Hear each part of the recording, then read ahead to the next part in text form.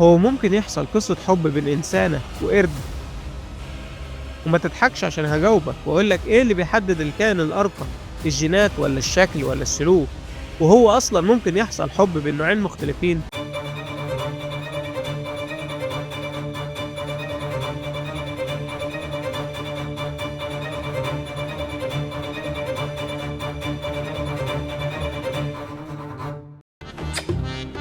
أول قصة حب تنشأ بين إنسان وشنطة. فلو جاوبنا على السؤال ده هنعرف نرد على أشهر سؤال، وهو هل الإنسان كان أصله قرد؟ هو انا مربي قرد عندي في البيت؟ ولو كان أصله قرد ليه الإنسان اتطور والقرد لأ؟ وهل القرود في المستقبل مع التدخلات الجينية ممكن توصل لمستوى وعي الإنسان؟ وعشان نثبت الكلام ده صح ولا غلط، هل من حقنا كبشر نعمل تجارب على القرود؟ فتعالى عشان نعرف الحلقة دي رايحة لفين، وهل هي قريبة من الإلحاد ولا لأ؟ لا اله الا الله، لا اله الا الله. فاعمل بقى الثلاث حاجات اللي بيطلبوا منك كل صانع محتوى، فلو عاوز تعرف ايه هم استنى لاخر الفيديو عشان هقول لك لايك وكومنت واشتراك.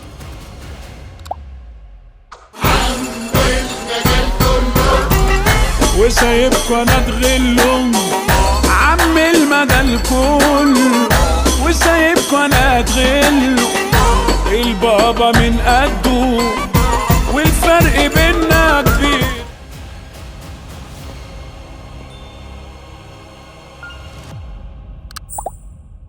بتبدأ حكاية القرود مع الإنسان من زمان قوي، من ساعة ما قالوا إن الإنسان أصله قرد، بس الحقيقة لأ، ومن ناحية علمية بحتة لأني مؤمن وموحد بالله طبعا عشان مش ناقصة تخلف في الكومنتات. صلى على النبي، قول عليه الصلاه والسلام.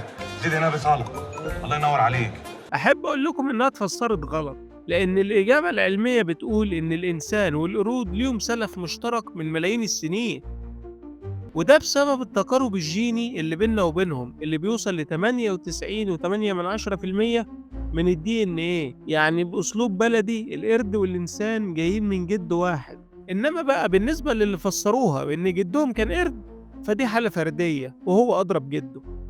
فزمان قبل ما يبقى في دي ان ايه الفكرة جت في الأذهان بسبب أوجه التشابه القوية ما بين القرد والإنسان زي الذكاء الاجتماعي، فهم شبه البني آدمين بالظبط، بيعملوا تحالفات، خناقات، مصالح، وبيقدروا يحددوا مين صاحب مين الزعيم، مين يتحاشوه عشان غشيم. غشيم زيك تن روحك طلعت من ياما. ده غير انهم بيقدموا لبعض مجاملات. طب انت تعرف هما بيبنوا العلاقات ازاي؟ لما قرد يحب يتعرف على قرد تاني بيفليه، ايوه زي ما سمعت، بينضف له شعره.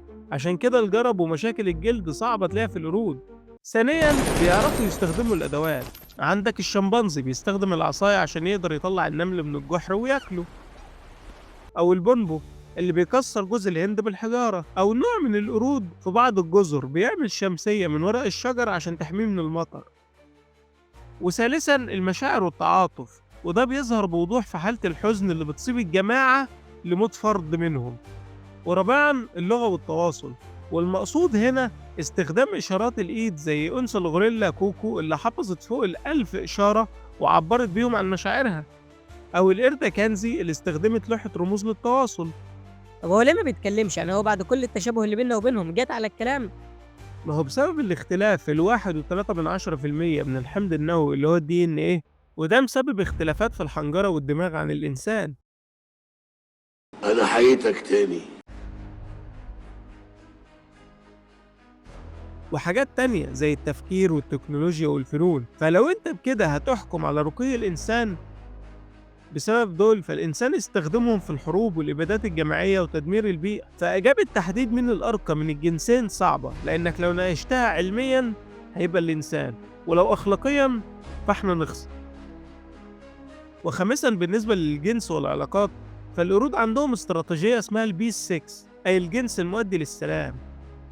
يعني بيستخدموا التزاوج أحيانا كتيرة عشان يفضوا النزاعات، ومشهورة قوي في حياة البونبو، وهكلمك بالتفصيل عشان حسيتك اتحمست. وهم إنهم بيفضلوا العلاقة عن العنف لأنها بتقلل التوتر اللي حصل وبالتالي بتعزز العلاقات.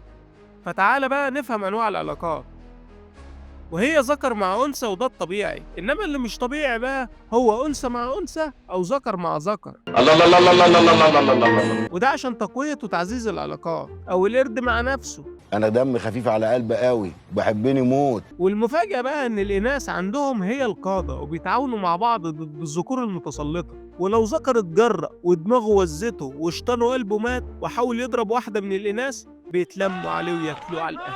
ما كلهاش حمار في مطر. حرمة سعران. فبعد كل اللي احنا قلناه ده انت اكيد استنتجت ان الجواز عندهم مش زي المفهوم البشري، فالجنس عندهم متعدد وعلني، فالذكر ممكن يوصل ل 15 مرة في اليوم. اوبا، شفت الواد طلع طلعه. ودي مش لكل الذكور، دي للذكور اللي شعبيتها قوية. والأنثى برضه حرة لأن هي المتحكمة أصلا في اختيار الذكر، وده مش في كل الأنواع يعني. فدول كلهم دلالة على بذرة الوعي في القردة العليا اللي بيتوصف أحياناً بالوعي البدائي اللي ممكن واحتمال يتطور، بس إنه يوصل للإنسان فده صعب حتى لو ممكن نظرياً، أو حتى بعد التجربة الصينية اللي أضافوا فيها جين بشري القردة ونمى ذكائها ببطء ملحوظ. لأن الوعي البشري مش مجرد جين واحد، ده تعاون مختلف بين الجينات اللي شكلتها البيئة والثقافة واللغة والمجتمع. طب ما دام القرود قريبين من الانسان كده، يبقى مش من حقنا نعمل عليهم تجارب. وده رأي المعارضين، إنما المؤيدين شايفين إن التقارب الجيني ده هيفيد الأبحاث الطبية. فقول لنا أنت بقى في الكومنتات شايف إيه؟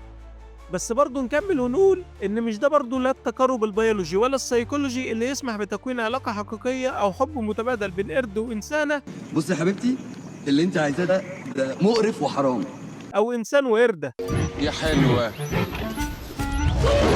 ودي كانت حالة نادرة للقردة ساندرا في الأرجنتين اللي ارتبطت بالحارس بتاعها والمحكمة حكمت لصالحها. أنا نفسي تتخيل ملامح الحارس.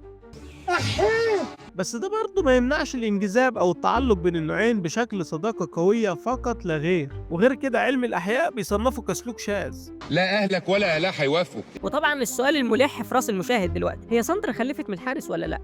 فالإجابة بيولوجيا لا، وأخلاقيا جريمة، لأن البشر بتحمل عدد جيني وهو 23 زوج من الكروموسومات والقرد 24 زوج. فالاختلاف ده لحد دلوقتي مخلي إنه من المستحيل إنجاب نسل مشترك حي أو خصب بين النوعين، وده طبعا لحد ما نشوف رأي الصين والتجارب بتاعتهم.